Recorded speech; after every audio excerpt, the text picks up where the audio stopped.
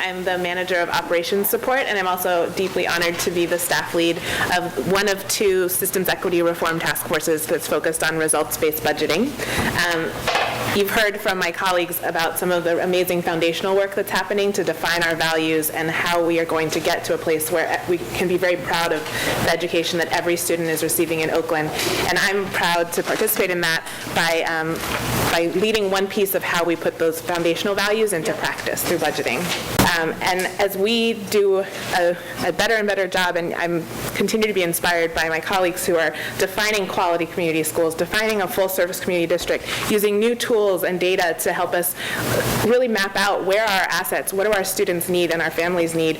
We have to get better at weaving equity through all of our practices, and particularly with how we allocate resources to meet all of the things that we need to know need to happen for our students to be successful. We are responsible for making sure that all of our students have access to opportunity, and we have to be honest and creative with about how we are using our resources in order to get there. And so the work of our task force has been really about matching our funding allocation system with what we know it takes to move our students. So we can say a lot of things about our current system, and many people do. But one thing that is pretty universally agreed upon is that our current system, where money follows students and we're investing sort of equally in students across the city, has made some difference for some students in some schools, but not all of them. And nationally, our model is looked at with a lot of reverence, and I think that we have a responsibility in terms of being a player in that to make sure that we are continuing to use equity as a guiding principle, and we're also focused on efficiency and effectiveness and doing what we're doing now even better. In the past 6 weeks, a small working group has come together to look at our existing system, make some modifications so that we can have a successful budget development cycle for this coming year. And we are working on the beginnings of our process to answer some of our major questions, which is defining equity, measuring equity, and allocating our resources aligned with those definitions. I'm clear that this work impacts everyone, not just within our district, but all of our community.